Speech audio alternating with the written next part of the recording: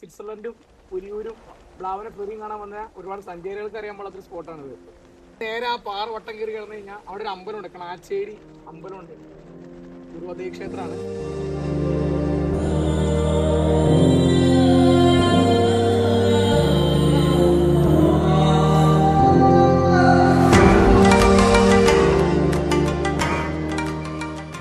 Spot എങ്ങനെയുണ്ട്?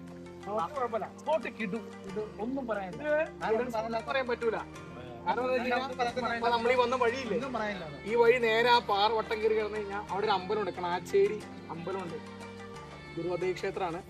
പക്ഷെ ഇവിടെ സ്വിറ്റ്സർലൻഡും പുലിയൂരും ബ്ലാവന ഫെറിയും കാണാൻ വന്ന ഒരുപാട് സഞ്ചാരികൾക്ക് അറിയാൻ പാടാത്തൊരു സ്പോട്ടാണിത്.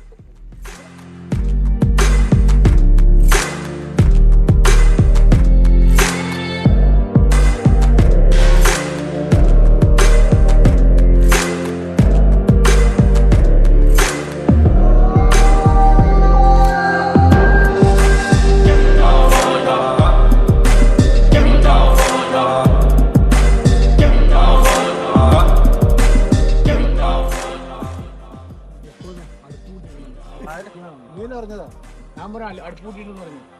പുള്ളിക്ക് ഓൾറെഡി ഇവിടെ നല്ല പേടിയാ, പുലി ഇവിടെ വന്നിട്ട് ഇവിടെ അടുപ്പൂട്ടിട്ട് പുള്ളിക്ക് പുലിയാണ്. ഈ മറ്റേ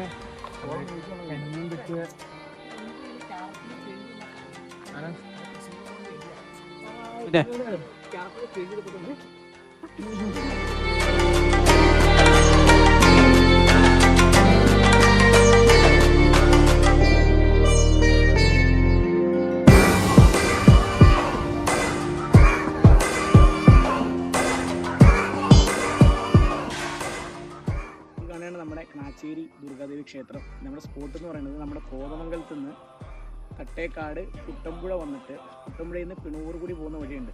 നമ്മുടെ കുട്ടമ്പുഴയിൽ നിന്ന് മേലേക്കൊരു കട്ടിങ് ഉണ്ട്.